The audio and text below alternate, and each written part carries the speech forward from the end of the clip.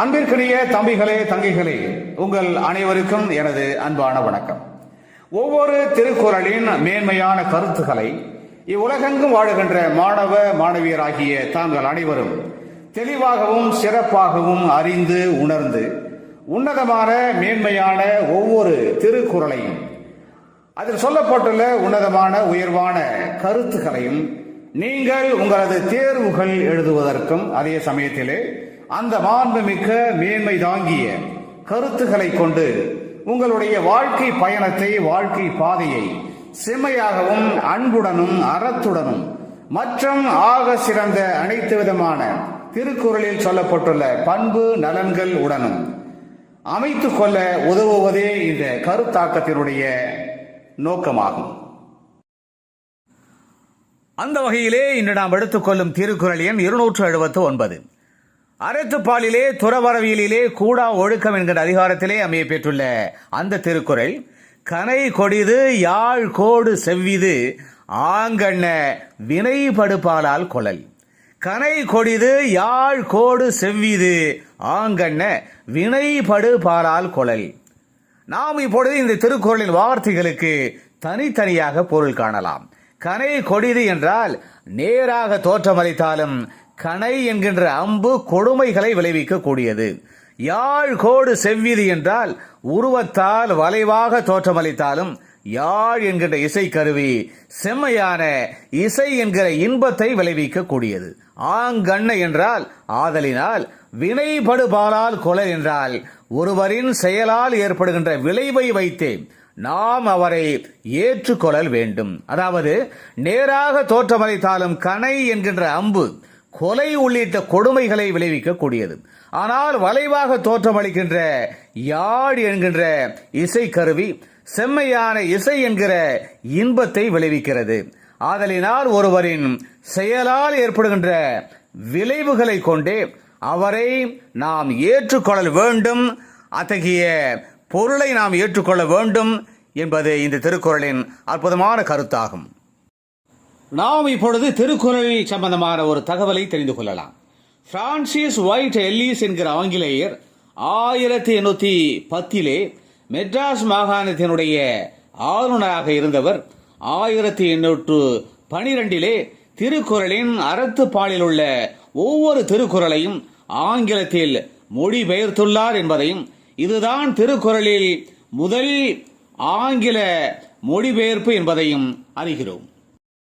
ஒரு நபர் அல்லது ஒரு பொருள் தருகின்ற நன்மையை பொறுத்தே அந்த நபரை அல்லது அந்த பொருளை மிக்க கொள்ளல் வேண்டும் என்கின்ற இந்த திருக்குறளின் அற்புதமான கருத்தோடு தொடர்புடைய இனியதொரு தமிழ் திரைப்பட பாடல் வரிகளை நாம் தேடுகின்ற பொழுது கவிஞர் புலமை பித்தன் இயற்றியிருக்கிற ஒரு அருமையான திரைப்பட பாடல் வரிகள் நம் நினைவுக்கு வருகிறது. முள்ளிலே ரோஜா மலர் மலர்ந்ததினால் முள்ளுக்கு எந்த பெருமையும் இல்லை. முள்ளின் மீதே மலர்ந்ததனால் ரோஜா மலருக்கு எந்த சிறுமையும் கிடைக்கப் போவதும் இல்லை. மலர்ந்து மனம் பரப்பி மற்றவரை மகிழ்ச்சி படுத்துகின்ற ரோஜா மலர் பெருமையை அடைகிறது. அதுபோல அழகற்ற சிப்பிக்குள்ளிலிருந்து பிறந்து வெளிவந்தாலும் கூட முத்துக்கு எந்த சிறுமையும் கிடையாது. எனவே ஒருவரினால் அல்லது ஒரு பொருளினால் நன்மை ஏற்படுகிறதா அல்லது தீமை ஏற்படுகிறதா என்பதே முக்கியம். நன்மை எங்கே இருந்தாலும் அந்த நன்மையை இந்த உலக மக்கள் ஏற்றுக்கொண்டு போற்றி மகிழ்வார்கள். தீமையை விளைவிக்கின்ற பொருளை அல்லது நபரை அந்த பொருள் அல்லது அந்த நபர் அழகாக தோற்றமளித்தாலும் கூட நாம் அந்த பொருளிலிருந்து அல்லது அந்த நபரிடமிருந்து விலகி இருக்க வேண்டும்.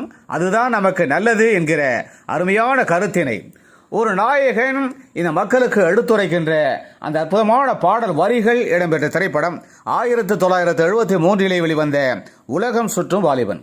புலமை பித்தனின் அற்புதமான அந்த பாடல் வரிகள் MS விஸ்வநாதனின் இனிமையான இசையிலே TM சௌந்தரராஜன் மிக அழகாக பாடுகின்ற அந்த அற்புதமான பாடல் வரிகள் இதோ என் குரலில் உங்களுக்காக.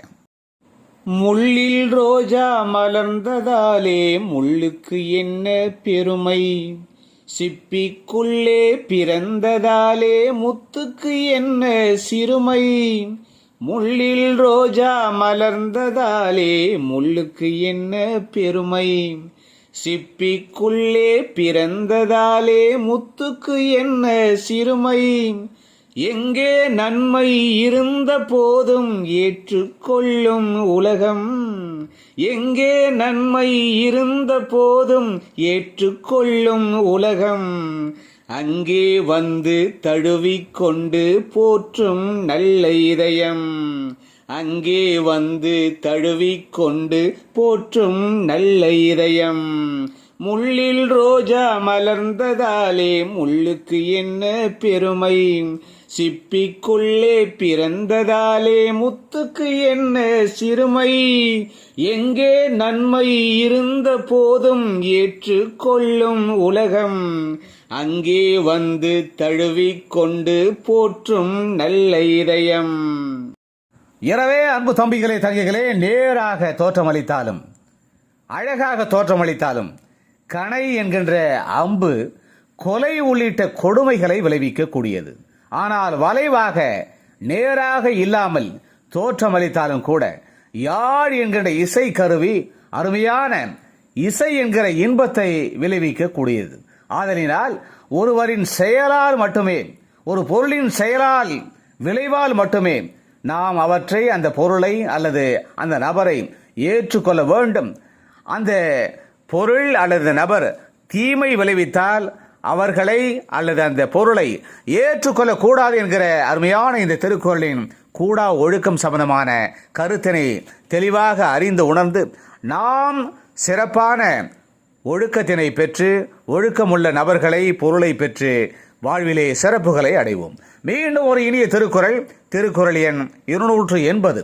அந்த திருக்குறளின் பொருளோடு தொடர்புடைய இனியதொரு தமிழ் திரைப்பட பாடல் வரிகளோடு நாம் விரைவில் மீண்டும் சந்திக்கலாம். அதுவரை அன்பு வணக்கம் கூறி விடை பெற்றுக் கொள்வது உங்களுடைய அன்பு அண்ணா முனைவர் கா. சிவசங்கர். மீண்டும் சந்திப்போம். நன்றி, வணக்கம்.